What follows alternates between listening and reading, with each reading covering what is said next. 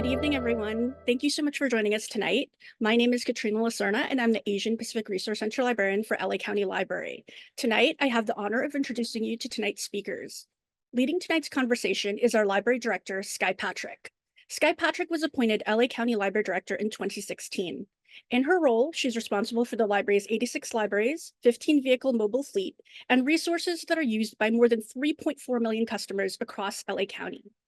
In addition to helping LA County Library go fine-free and initiating several other services to help provide more access and opportunity for customers, Skye launched the library's iCount Equity Initiative, which ensures library services and programs address the needs of LA County's diverse communities. Under Skye's leadership, LA County Library received the 2023 National Medal for Museum and Library Science, which is the nation's highest honor given to museums and libraries. As the library director, Patrick continues to enforce the library's role in the community as a civic and cultural center, a hub for public information and services, and an institution of literacy, innovation, and learning. Tonight, Skye will be interviewing Vanessa Chan, author of the internationally best-selling novel, The Storm We Made. The Storm We Made is about the unlikeliest of spies, a discontented mother and wife in 1930s British Malaya who, in becoming a spy for the Japanese, unwittingly ushers in the most violent war her country has ever seen. The novel has been selected as a Good Morning America Book Club pick, BBC Radio 2 Book Club pick, and New York Times Editor's Choice. Vanessa's forthcoming project, The Ugliest Babies in the World, is a collection of stories about feral girls in post-colonial Malaysia trying to solve the mysteries of their bloodlines. Vanessa has been featured in a variety of publications, including Vogue, Esquire, and more. Thank you so much for joining us tonight, Vanessa. And Skye, I'll go ahead and hand over the program to you. Thank you, Katrina. I was actually just writing down Vanessa's next book, The Ugliest Babies in the World, so that I can remember to try and put it on my reading list. Thank you so much for joining us, Vanessa. But before we get started, it is customary for those of us who join us in our programs for us here in LA County to do a land acknowledgement. The County of Los Angeles recognizes that we occupy land originally and still inhabited and cared for by the Tongva, Tattaviam, Serrano, Quiche, and Chumash people. We honor and pay respects to their elders and descendants, past, present, and emerging, as they continue their stewardship of these lands and waters.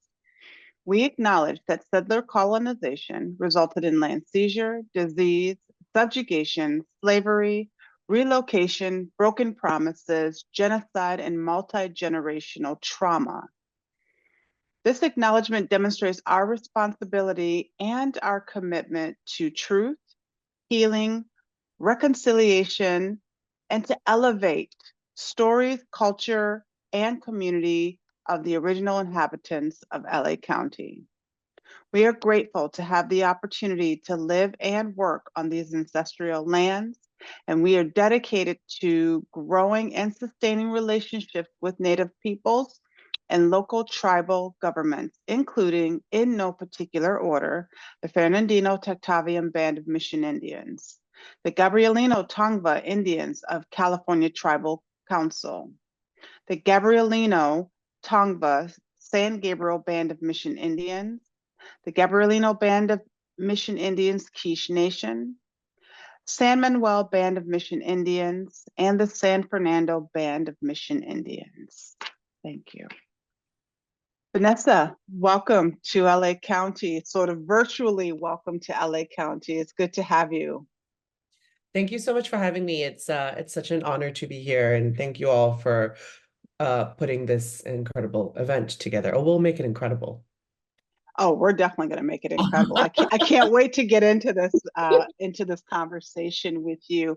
Are you here on the West Coast, or are you on the East Coast, or someplace I'm else? on the East Coast. I used to live in the Bay Area for 14 years, and I moved to New York about 4 years ago. Oh, okay. And so what's the quickest difference, the quickest variance for you from West Coast versus East Coast? Pretty dirty on the East Coast. There are I've lived on both coasts. I'm inclined to agree with you. Well, maybe one day you'll venture back this way. So I have several questions for you, compiled by an incredible team of research and reference librarians and people who generally love to read. And then we'll have some time for hopefully some of our guests to ask you some questions. So The Storm We Made, this is, I believe, your second novel? No, it's my first novel. It's I've your never read a first. novel before this. It came out 4 or 5 months ago. Oh, fantastic. Wow. Well, this novel, for those who haven't read it, takes place in British and Japanese occupied Malaya. I had to actually look that up to understand that Malaysia is the newer interpretation of the name, but Malaya for your book, before and during World War II. So the book is like following this family, the Alcantara. Am I saying that correctly? Hmm. Family, and it's about a 10-year span. We meet the one of the main characters, Cicely, who is an unfulfilled housewife, and she becomes a spy for the Japanese government through a relationship that she forms with a general. If you could please talk to us a little bit about what inspired you to write this story, because it's really a saga of what feels like several generations of family and very complex characters, one specifically. Can you talk to us, like, what was your inspiration? Sure. And thank you for looking it up. So this novel, for those of you who may not have encountered it yet, as was introduced earlier, is about a woman named Cecily Alcantara, who is a mother, a wife in 1930s British Malaya, and she's the wife of a local administrator. She enjoys, I would say, some level of privilege, and she has, two and then eventually three children, aged between 7 and 17. During the course of her life, she's feeling discontent, and that sort of makes her ripe pickings for, at the time, a Japanese spy who's kind of roaming around Malaya, trying to figure out an inroad for the Japanese to invade. And, she becomes his spy, he becomes her spy master, and together they sort of usher in the war, which she has to live with this decision in the later part of the war years because of the terrible impacts the war has on her family and her community and the country, which is something we know through history. So, the thing about World War II as a historical subject matter is, the Western front of World War II gets quite a lot of coverage, right? Historians cover it. There's a ton of fiction about it. On any given month, there'll be, I don't know, a dozen new books about World War II. Not to mention movies. Exactly. However, the Pacific Theater, covering East Asia and more specifically Southeast Asia, I think in the last 10 years, I can think of 5 books covering the region. And so there really isn't very much out there. I've known some of this history, not a ton of it, some of it growing up, because we hear these stories from our grandparents. But funnily enough, we don't hear enough because our grandparents are very reluctant to talk about it. If I asked my grandmother, who's a survivor of the occupation of the Second World War, like, Grandma, what was life like during the war? She just tell me to mind my own beeswax, leave her alone, because I think this is how people cope with trauma. The way, our families have moved forward is to note that they survived and kind of move on. But that's really Hmm. not the way we learn from history. So maybe this was an indication that I would become a writer, but I soon learned that if I sort of left her alone, I spent a lot of time at her house because I was the eldest grandchild, and although my cousins will have conflicting theories, I'm pretty sure I was the favorite. Anyway, I I'm spent pretty a lot sure you were. thank you. I spent a lot of time with my grandparents, and I realized that, if I sort of kept quiet, went about my day, she'd tell me stories about her time kind of during the war. And, these came out in the form of, and anyone who is a grandparent or parent knows this, if I didn't want to finish my lunch, I'd get a whole lecture about how during the war, they had to mix in tapioca, their rice rations, and even paper because they couldn't survive. If I didn't want to go to some sort of extracurricular activity, I didn't want to go to sports or track or whatever it is, I'm not a very athletic person. My grandma would say, we didn't even have those things in our time. The only thing we had was during the war, we cut a hole in the fence and we would sneak next door after curfew. And Mr. Cabotit, the neighbor next door, would teach us how to dance, and that's all we had. And so, these stories kind of like stuck with me over the years. kind of became like a fabric of my existence. And when I was ready to write this novel, which we can talk about when and why in a minute, this is kind of what came out, right? These are the things that got stuck in my head and came up. I never thought I would write a historical novel. I never thought I would write a novel, much less a complicated historical epic. I thought I would write something much simpler. Yeah, you're making me think about my own grandmother, and I think many of us can resonate with that. I had to walk, in my case, in the snow for miles and miles and miles, and aren't you privileged? And so I'm curious, like, would you take that opportunity to kind of tease out information, or once she said that, would you ask a question, or would she just continue to have the conversation with herself and you get to be a fly on the wall? It's funny. I think that it was a little bit of both. Sometimes she'd tell me these longer stories, right? Sort of unbidden. She told me this particular one about a time where she had to, let me remember it. Yes, so she was out with her siblings. There were 9 of them at the time. And for some reason, she had to go home early. She was about 13 years old. This was during the occupation, but in the daytime, so before curfew. She cycles home as quickly as she can. And behind her, she hears this huge crash. But the thing about living through a war is, she told me, you learn you never look back. You just sort of look forward, you cycle forward. And so she did. She just cycled forward, got home. Mother was there, all was fine. She later learned that there was sort of an unscheduled air raid a few feet away from her, and she kind of just missed it. She knew this, her mother knew this, her 8 siblings who were out and about didn't. So they knew that there was an unscheduled air raid on their sister's route home, and they had no idea that she'd made it. And so they were horrified. They were like, oh no, we lost our sister. How are we going to tell our mom? And so they go to this pile of rubble and dig for her, right? They try to find Wow. something of her and they don't find anything. So they're tear stained, they're horrified, they rush home. And there's my grandma in the door laughing hysterically because she's like, you thought I died, but guess what? I didn't. And till today tells it as the best prank she's ever played on her siblings, right? And so these stories, like Cruel, but okay. she thought it was funny. She was 12 years Right, old, right? right, And of course. I think all of these things sort of would come out of her in warnings and stories. And later in life, she started to write stuff like this down in what she called a memory book, which she was careful to delineate from her journal, which we never found because she said her journal had spicy things in it. But the memory book was designed for people like me, who she knew I was going to be a writer to read. So a little bit of everything. Yeah, I love that.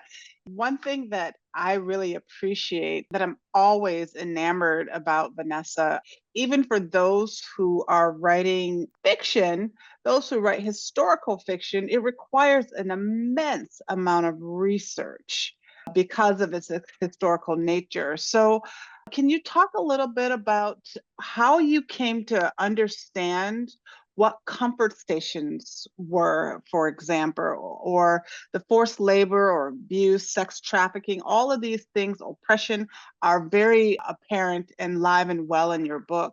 Can you talk a little bit about how you researched to understand this? Obviously, it was before your time and your grandmother wasn't as forthcoming. How did you arrive there? What route did you take? When I first started to do, conversations like this was the question that sort of terrified me the most. It doesn't anymore, and I'll explain why, but it used to Good. make me feel really insecure because, it's a question about the expansive research and, how I did it. And, to my mind, people who do, who write historical fiction are very sort of method in their approach, right? You hear about Right. people who collect these like 10 years worth of research before they even start writing. Tracy Chevalier, who wrote Girl with a Pearl Earring for her second, Mhm. her newest book, or the book before this, very famously hiked 25 miles while knitting in order to fully encapsulate sort of the character that she was writing, who did the same thing. And so So, that, like, yeah, methods, like you're saying, yeah. Mhm. right, so that felt like the way that one should do it, right? And a couple things happened for me. The first was I started to write this book in 2020. And so we remember what 2020 was like. Yes. And unfortunately for me, libraries and archives, which would have been my resource, were closed, right? For the right Right. reasons. Then I decided, all right, I'm gonna do some research online. And that is when I realized what I sort of knew intuitively, but now know for sure that there really isn't very much out there about the Pacific theater and specifically the Southeast Asian experience of occupation, because historians haven't really covered it that much. More specifically, there is very little research out there written by people who weren't English, right? Just by Right. people who were existing at the time. There were not a lot of records, not a lot of primary research. And so I had to come to terms with the fact that a lot of the information that I was going to have was going to be what I had with me, which was all these stories that I'd been told. I had to understand that, stories and memory, although can be unreliable, barring and not other sources not being available, stories become history only when you write them down. And that's what I did. I sort of started writing down the stories that I knew. Eventually, when things started to open up, I did end up going to the libraries and archives in Malaysia to kind of fill in the blanks a bit. I also used my dad as a great fact checker, because my dad is one of those guys, and we know guys like this. When I'm watching a period drama, we'll watch 10 minutes and my dad will be like, we have to stop. I'll pause it and I'll get a 30-minute lecture about how the car rims in that particular scene were totally incorrect, because that's not the car rims that you would have had in 1950. So, my dad is a guy who knows lots of random facts. And I was I like, bet well, he's good at Jeopardy. yeah, I bet he is. We don't have that in Malaysia, but I bet that he Ah, is. I figured if he's going to be this good and pedantic in life, let's let him use his powers for good. And so he fact checked my manuscript for me, helped me correct anachronisms like that there weren't any plastic dishware, for example, during the war. It would have been enamel, or that there were no shoelaces oh, yeah. because the shoelaces required import and the Japanese stopped all importation. So they just wore sort of rubber shoes that were really hot, kind of like Crocs and stuff like Right. that. He randomly knew. Then I fact checked stuff with my grandma at the local library, and it all sort of came together. But it started just with memory. I was actually looking up, trying to find the book I was going to refer to. There's a book, one of my favorite writers, Sadia Hartman. I don't know if you know Yes. her. She has a genre of what I call narrative nonfiction, for lack of a better way of putting it. Those are my terms, not hers. But there is sort of a methodology of writers who have to, because of the lack of archival material, firsthand archival material, which is right up our alley here at the library, they have to kind of put together pieces to create the narrative, because the lack of what would also be called counter narratives. Yep. So it's interesting to hear yet another writer say, look, I had to figure it out because there are no real archives, or very few. There is very few there. I wouldn't say that there weren't at all. For example, you read the book and there's a section, a significant section in there about a boy who is at a labor camp. Mm-hmm. There's a fair amount of research on that, because a lot of the prisoners of war at the labor camp were European. So places that had Europeans in their spaces had Right. a longer and larger record of them, as opposed to That's regular. right. That's right. Which becomes ultimately a counter narrative, because it's not a firsthand account Yes. of the people affected, but more of an onlooker. Mhm. There are other words that I've heard, but we'll move on from that question. If you could help us understand the extremely complex character, I said Sicily, but am I pronouncing that correctly? Really, yeah. Cicely, okay. We're introduced to her at the beginning of the novel as the mother who, as you've already mentioned, who's extremely unfulfilled in her life. But later she finds this passion and self-work through being a spy. What are some of the complex issues around feminine identity, motherhood, and the relationship between men and women that you wanted to reflect in her character? It's funny. I have a serious answer to that and a not serious answer to that, and maybe Give we'll us just both. All right, so the serious answer is I really did want to explore the idea of feminine wants, just things that women want, and feminine rage, both of which are Mm, things that we are not allowed to show, and right, definitely not in that time frame, the 30s and the 40s, and even not now, right? I feel like women are often not allowed to want as much as their male counterparts, and even if we do, we're not allowed to show it that much. And right. feminine rage is, as we know, viewed as emotional and detrimental to progress. And so these were all sort of things that I wanted to explore and kind of give agency to, even though we know that the results of Cecily's wants in this case are regrettable. But she wanted them, she went for them, and she had the agency to pick. And the choice in hindsight was bad, but she wouldn't have known that. None of us would have known that. Another thing that was interesting to me was the idea that this was a woman who wanted something more for her life, right? Her mother's mother before her had done the same thing as she had. She wanted something more, but she had no models for behavior for what more looked like. Right. She knew she wanted something better. She knew she wanted something better for her country, but this was also, not only was she someone who had no models for what could be better, so was the country. Malaysia was colonized before, even before the British for 400 years. And so this was a country that had never known an uncolonized nature in her lifetime, the lifetime of her ancestors. And so the concept of independence and the concept of freedom for both of them seemed out of reach. That is the serious answer. The unserious answer is I also really wanted to write a character who was one of those girls that you're friends with. She's in your friend group and she is just obsessed with this man. And you're like, why? He is not great. There is nothing great about him, but she is obsessed with this toxic man and you can't get her away from him. And I also wanted to write about that. So a little bit of both, I think you were successful in that. And what I like about some of what you said is the complexity of Cecily, and the fact that she, depending on how you turn the novel or maybe turn the lens, she's a bad person, right? In some respects, or she's not the typical feminine presentation. Like she's a spy, right? And not only is she a spy, she eventually, well, I don't want to give away too much of the book. She eventually like takes some agency over herself and needs and wants. Again, I don't want to give away too much of the book because I think it's worth reading if those of you who are listening can. So let me move on to the next question. And I like your not so serious answer too, because I think in a lot of and I'm not a big novel person. I actually prefer nonfiction myself because that's just what I'm more interested in. But you don't have like, or the books that I've read, the sort of almost the annoyingly present woman to someone's the desire for someone. That's not usually the obsessiveness. Is not something I have personally read a lot about. So I like that you're kind of playing with that idea that she wants what she wants and she's going to go get it. And unfortunately, there are other reasons and people who will be affected by that choice, I'm as also we'll talk people about later.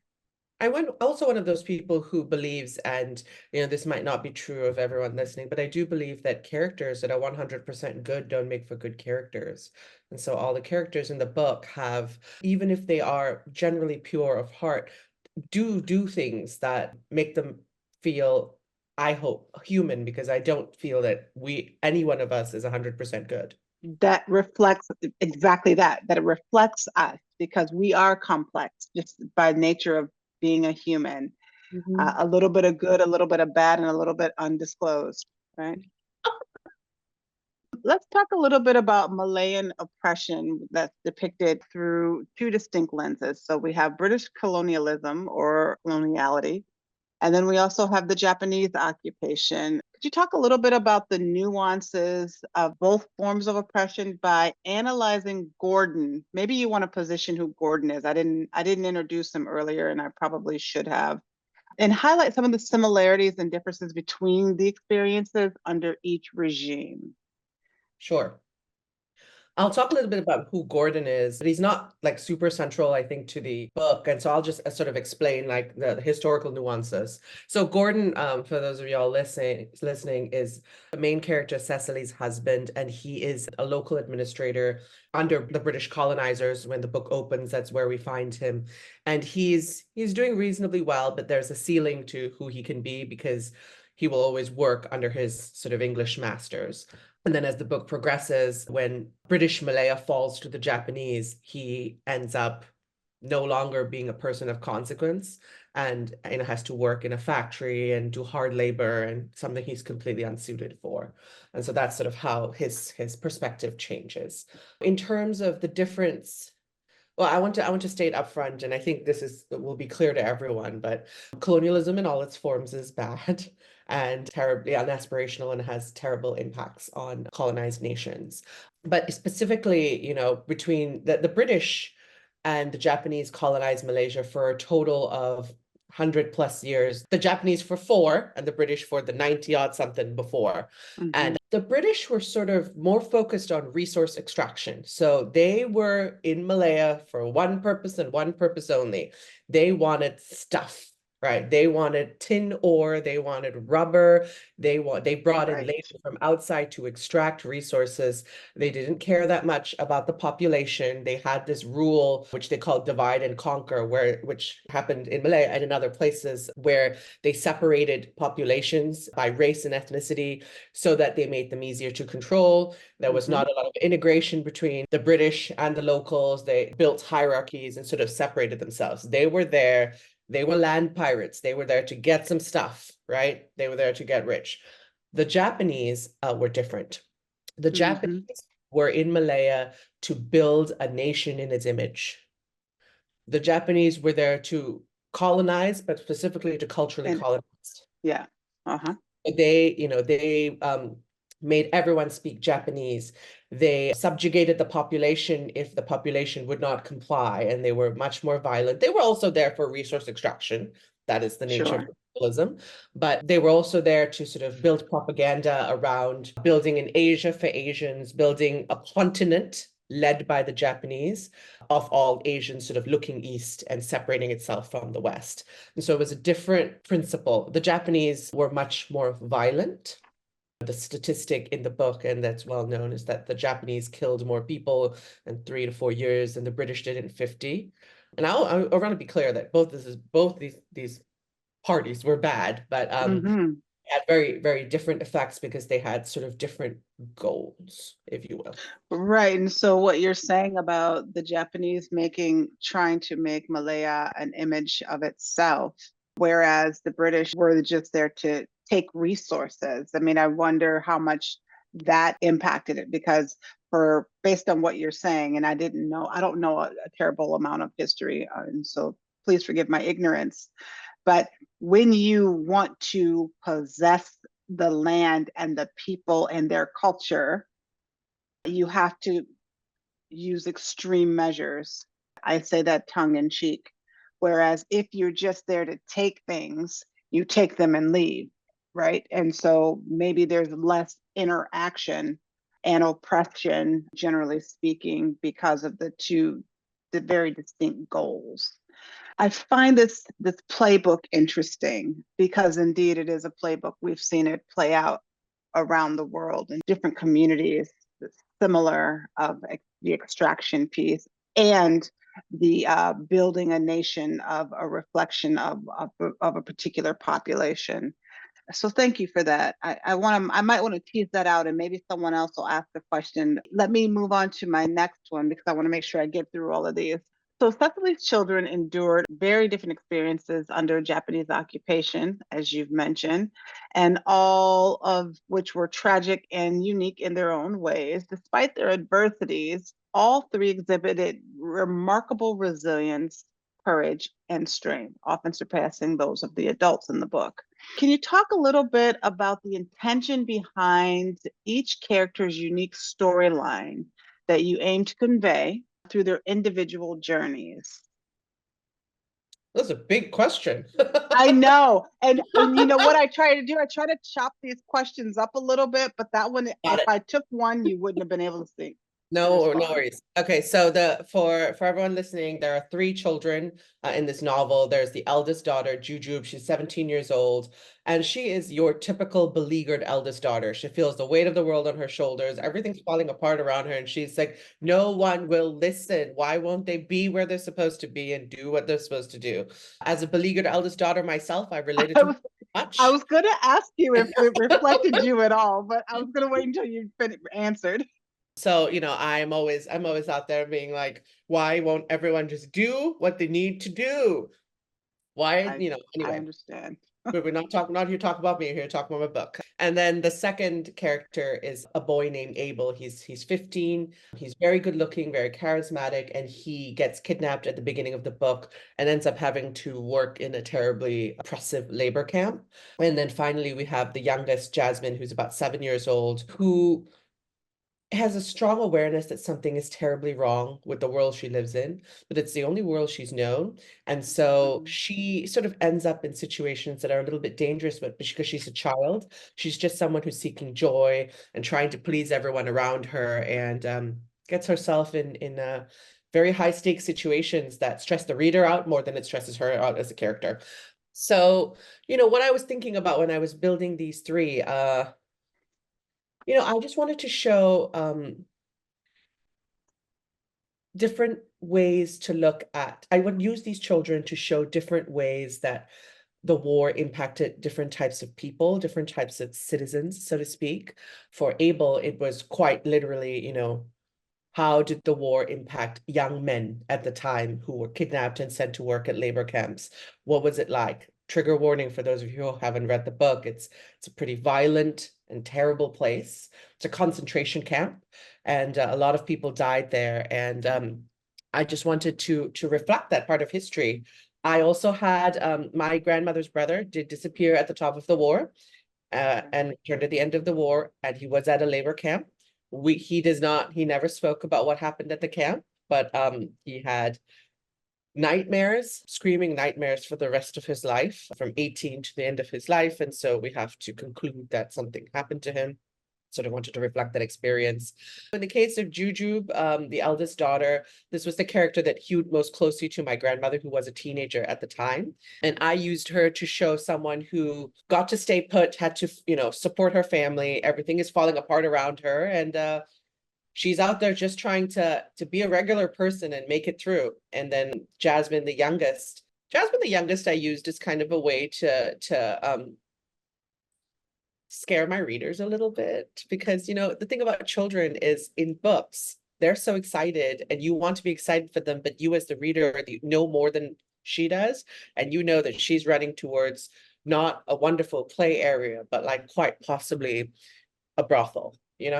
I think those were my sort of individual intentions. But since we're on the topic of the children, I want to pivot a little bit. When I first started to write this book, now we pitch this book out as like, this is a story about a woman who becomes a spy and ushers in a war. But when I first started to write this book, she didn't exist. It was only a book about the three children living through the. Okay.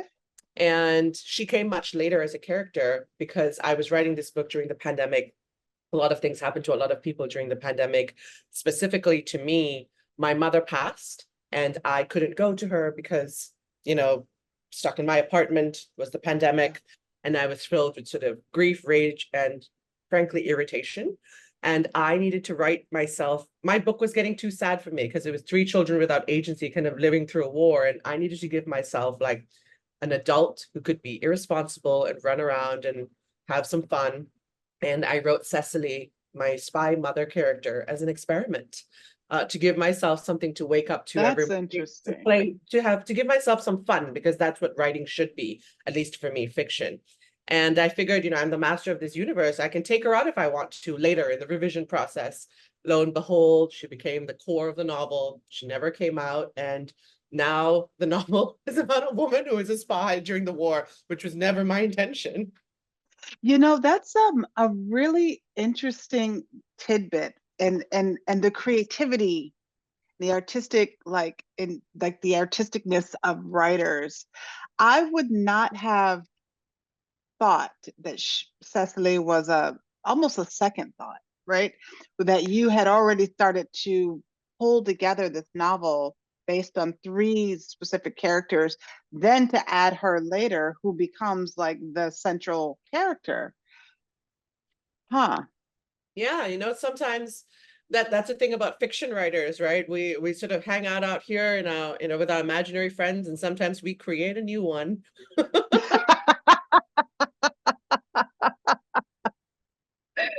Oh, the imagination of writers. I love it. What are you hoping your readers get from this book? Great question. I think I said earlier, maybe a little bit inarticulately, but I said, that like when there isn't much written history out there, the stories are what become history, right? If you write down these stories, they become history. And really the only way that history kind of becomes like a generally held truth is if people talk about it, chat about it. And so what I hope is that, when people read this book, that they remember how they felt, right? I'm not asking that the reader remember every plot twist, every turn, who died, who lived, but I hope that they remember what they felt like and that they talk about this book, because I wrote this book to give voice to like history that hasn't really made its way out there. And if people keep talking about this history and about the way that they felt reading this book and shared with others, this history that I've written down might become a more generally held truth and a shared experience that reaches more people. Yeah, so you actually kind of segued into my next question. You sort of answered it, but if you would like to take a second to expand what you said about the significance of cultural representation and therefore also archives. So I love what you say, when you write down stories, they become history, they become the historical archive. Talk about how important it is from your vantage point to really center diverse stories and diverse histories. Obviously you have some skin in the game, meaning that you couldn't find what you needed, and so you had to kind of piece it together. But now that you've done that, can you talk a little bit about where you see the importance of historical archives and various cultured archives? It might seem like sort of a trite thing or a cliche thing to say, but it really is the truth that, you know, even when we do know our history, people still make the same mistakes. It's even worse if Yeah. you don't, right? And so I think it's really important that in the case of at least the history of Southeast Asia, that before the generation goes, that there is a record made of their experiences. Second World War wasn't that long ago. No. And but the generation is already going. And if they're silent and nothing comes of it, what is to say this will not repeat itself? We're already seeing circumstances that look familiar recurring. I grew up reading about things that I never understood, right? I grew up, in Malaysia, in a suburb outside of Kuala Lumpur, and I read all these books about the West. I read about English boarding schools. I read about American high schools. I didn't know what a locker looked like until 4 years ago, right? I was reading all of this stuff that I didn't know about. It was wonderful. It was my way to see the world. Great. Not so great. Never saw myself represented in any literature, right? Right. And, I think it is important to reflect the readership of the world in the literature that is available to the world. Yeah. And I'm hopeful that, with more diverse literature, that readers like me growing up will see themselves represented. And not just that, people who, the majority who do feel represented in literature, can learn a little bit more about the world. I use literature to travel when I was too poor to go anywhere and, too remote in a country too far away. I got to see the cliffs of Cornwall. I got to see an American high school. I got to see all this stuff through my local library. That's And right. I'm hopeful that, families in places, even if they do feel themselves represented in literature, get to learn about what it's like to live in, contemporary Singapore, in Vietnam, in historic Malaysia, in Korea, in wherever that, they may not have access to for whatever reason. I so want to give you like a virtual high five, because now you're speaking my language, because that was exactly my experience. I had no money, no way of getting anywhere, but you know what I had? I had access to books and imagination. And I started to see the world outside of my very small sort of bubble, my nebulous, called my neighborhood. And Mhm. so that neighborhood library allowed me to go other places and see other things. And you're reminding me of this like quote or concept I've heard before about the integration of communities. It's not just for those who are perceived minoritized or who are perceived a minority. It is also for the majority to understand and learn about people and histories and things that are different from them, because that is what creates this bountiful community that is culture in and of itself. So you and I think are walking along that same path. We're very much aligned. The world is big, like it's time to learn stuff. Like the world is huge. It's time to learn stuff. Learn I stuff, mean, just people. keep it really real and simple. Just let's learn. I love it. I'm going to use that one. It's time to learn stuff. Yeah, big And old world welcome out there. and welcome to your library. Yes, indeed. So Katrina gave a little snippet of your biography. What made you want to be a writer? You said this is your first book, but I get the sense that you have been writing for a while. So who are you? Like, where did you go? Where did you get this from? Where did you this writing desire? Oh my gosh. You know, the answer to that is kind of twofold. Yes, I have been writing in that, when I was a kid, I used to write bad poetry to my parents, for their birthdays and their anniversaries, which, by the way, my family will whip out those poems when I go home. Just to remind me where I came from, because they're going to keep me humble, because that is That's what right. does. They can be like, That is you right. have a book on a bookshelf and, around the world, you've been in the libraries.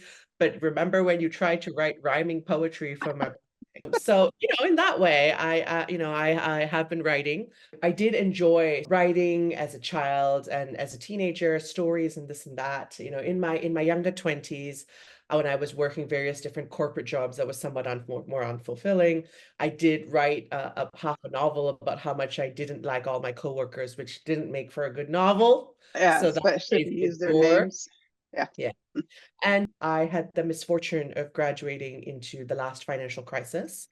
And in addition to being sort of an unskilled young person looking for a job during a major financial recession, I Right. was also a foreigner, and I am foreigner and not an American, and so therefore had to require a work visa. And so I just did whoever would sponsor my work visa, I worked for them. I did all sorts of weird jobs. And I made that choice because I wanted to stay in the States because I knew there was opportunity here for me. And but that meant that the arts as a career seemed completely intractable and impossible.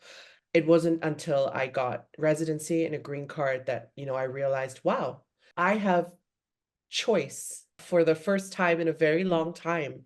Right. And I can sit back and figure out what it is I want to do. And that was about 4 years ago. I applied to Masters in Fine Arts programs and moved to New York City and started a program there. And then I started to write short stories, and things accelerated really quickly. It was in that program that I started writing this novel from a prompt in a classroom from a teacher. That's how it all came together, but it didn't really start that way. It didn't really seem like a conceivable possibility for me for a really long time.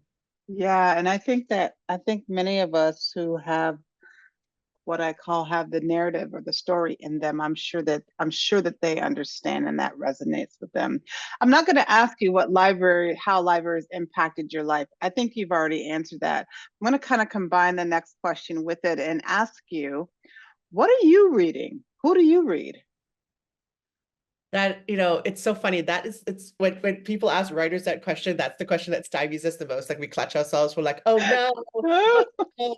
But it's true. So when I mentioned earlier that when I was a kid, still in Malaysia in my little small home, I read a lot about like the world, right? I read to travel. And now that I'm really far away from home, it's funny, I end up reading a lot of books about going home, about home in that way. And so read a lot of fiction about this theme. And so, I'm a big fan of Britt Bennett's The Vanishing Half, about these twin sisters who Love it. one goes home, one doesn't want to, but should,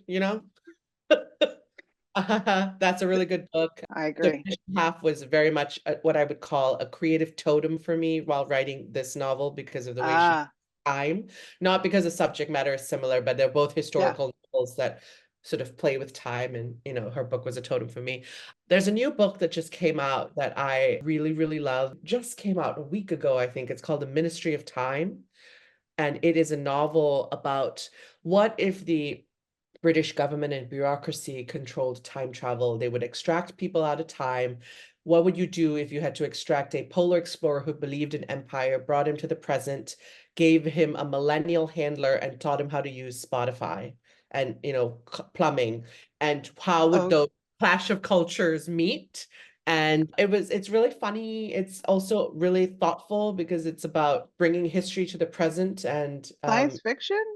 it's Fantasy? also, that's the thing about this book, is really magical because it's science fiction meets like romantic comedy meets like historical fiction. It's an incredible, incredible book, and it sort of touches my heart because it's about, people from the history of empire being brought to the present and being matched up with millennials and Gen Z, who generally minorities who obviously do not believe in this and are the children of refugees and things like that.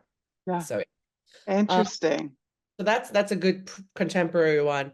But yeah, I read a lot of books a lot of fiction about going home.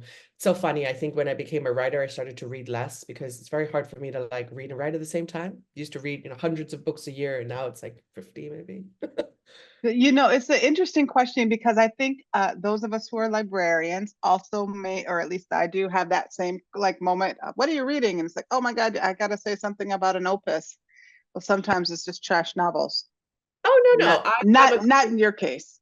No. I believe I'm a big fan of Leanne Moriarty's domestic suspense. An idyllic home and something dark this way wanders is like my favorite. So, read anything. People, if you're reading, I'm happy for you. No, I'm a firm believer and read whatever you want. It could be Yeah. comic books for all I care. Just read. But I also have that moment of like, oh, I should, it's one of those questions that people ask me all the time. So what I have learned to do, Vanessa, is I keep a running list on my phone of books that I've read, and then very short annotations, like one or two things that I really liked about it, because I don't remember them all the time. And I'm asked the question in the most inopportune moments. And then someone is expecting something like really big and powerful, and I can't ever remember. So that is my secret. Let me ask a couple of questions from the audience because I am enjoying you so much. I am taking up all the time. So let me get to some of these questions here. Do you know what Japan's racial policies were between Malay and the Chinese population? I do. For those of you who maybe are unaware of this, Malaysia is a multi-ethnic country, comprise Malay people who are the majority. And then there are Chinese and Indian people who were brought in as labor by the British in the 17 and 1800s to work the mines and to work the estates, rubber estates. And then there's a host of other populations, including the Eurasian population, which features in my book. So the question is, what are the policies between the Malay and the Chinese populations? The Malay population is the majority population, and the Chinese is the second largest minority. And very specifically, the Japanese, because of their animosity towards China at the time and the war that they had with China, were very, very specifically cruel and anti-Chinese, because the Chinese population of Malaya at the time was sympathetic to China, larger China, because that is where they came from. They were immigrants. And the Japanese were violent indiscriminately, but particularly violent towards the Chinese population. The Malay population was the ruling population, although the Malays had they had like royal families and monarchies and things like that. And so they were, I would say, not treated amazingly, but perhaps smidgen little bit better than the Chinese. The Chinese bore the brunt of it, and then everyone else tolerated it, but it was hard. That's sort of an inarticulate way and a simple way of sort of outlining the very expansive history of relations in Malaysia, which is a whole other topic that would need like hours to go through. Yeah. How about this one? How has your book been received in Japan and England? And what have the responses been like? That is a great question. I was really shocked that I actually got a Japanese publisher. I never expected this book to publish in Japan. It's incredibly critical of Imperial Japan, of course. But we do have a Japanese publisher, and I remember when they, when publishers want to buy your books, whether, whatever country they are, sometimes if they feel they need to persuade you, if they feel like it's competitive or whatever, they'll write you like a letter to explain to you why they're the best publisher for you. And this Japanese publisher wrote me this long, incredible letter that said something along the lines of, we as a nation do not spend a lot of time addressing our role in history, and we would like to publish your book because we think that it's time that Japan does address its role in history. And we're used to books in Japan about the impact of the atomic bomb on Japan, terrible, and the impact soldiers going to the front. But we don't have what happened to the rest of the world because of Japan. And so we'd like to publish it because of it. I was very emotional when I got this because it was very unexpected and incredible. So I will have a Japanese publisher. The book, I just received the translation a few weeks ago. And so it will publish sometime this year, actually. Okay, I love We'll that. see how it goes because this is a publisher. I don't know how it will go in Greater Japan. So talk to me in a year and I'll let you I was know. going to say, maybe we'll bring you back because I have a segue to that bringing you back in just a second. But before I get to that, I want to ask you this question. I have two more. So speaking of Britt Bennett and her book being shopped as a movie, or optioned, I should say, is the proper terminology. Would you like this book to be made into a movie or a show? I think there isn't an author in the world who would say no to that. So I would love if that would happen. It would be a complicated story to tell, I think, and hard to cast for, but I would love that to happen. I always tell people when they ask me this, if they have any inroads with the greatest Malaysian known to everyone, Michelle Yeoh, they can let me know and we will make a role for her in wherever she wants to be. If she wants to be in the main role, if she just wants a walk-on role where she I just was going to say, because Cecily is a bit younger. you can age someone up or I was down, going to say, but Michelle is whatever. timeless. She can But also, stand 30 if she years. just wants to come on set, breathe, and leave, that's fine too. That's great. Good. That's fine. Another high five, virtual high five for you. Let's see. Here's another question. I saw another one here. Let's see. Oh yeah. So when Katrina was going through your introduction, I too had this question. So now I'm compelled to ask. Can you talk a little bit more about your forthcoming book? Because both the title and plot sound intriguing. I wrote it down. The Ugliest Babies in the World. Talk about that. Sure. That is a grabbing title. Thank you. I'm quite proud of it. It is a collection of short stories. And before I started writing novels, I was actually a short story writer first. I love a short story. And there are most of these stories are sort of coming of age stories about girls and women coming of age in the 90s and 2000s in Malaya. So If the Storm We Made, my novel, was very much about colonialism, quite literally, right? Like in living in colonial times. The Ugliest Babies in the World is about living in a world impacted, coming of age in a post-colonial world impacted by colonial heritage. What does it mean to grow up in the 2000s in a country that is obsessed with Anglophone culture, in a country like mine where even when for local goods and services, no one will buy anything unless the billboards have white models, things like that, right? Growing up in a place like that, what does it do to you? What is it like? The book is kind of funny.